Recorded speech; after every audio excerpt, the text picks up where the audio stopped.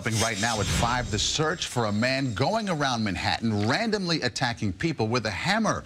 Police just released this photo of the suspect they say has been bashing people, at least 4 people in the head. CBS 2's Ilana Gold is live in Madison Square Park now with more on this. Ilana.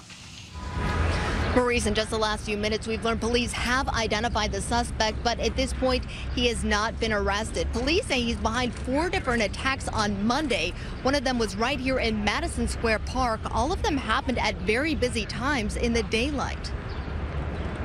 Police say this man is behind a series of frightening attacks, telling us he targeted a 28-year-old woman in Union Square Park at 7:30 last night, supposedly striking her in the head with a hammer as she got up from a park bench by the playground. And just 5 minutes later, I was walking to the train station near Union Square.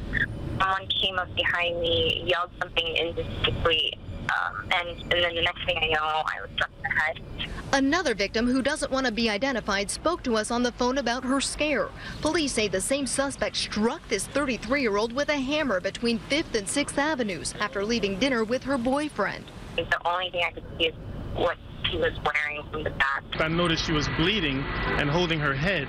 I noticed blood on her arm, on her hands. The salesman from A.I. Friedman, a nearby furniture store, found the victim and her boyfriend right by the front door and helped them until paramedics got here.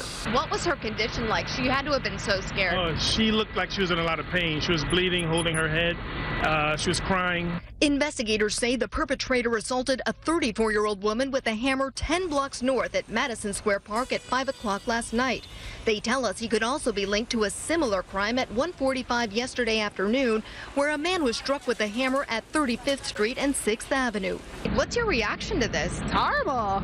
People in these areas tell us they're alarmed by these attacks and say they'll now be on high alert. What changes for you? Well, I'm going to be with my eyes open. It's important to note that none of the victims were seriously hurt, but again, police say they know who the suspect is. Sources tell us he has a lengthy criminal history. Now it's just a matter of finding him and taking him into custody. We're live in the Flatiron District. Ilana Gold, CBS 2 News. Ilana,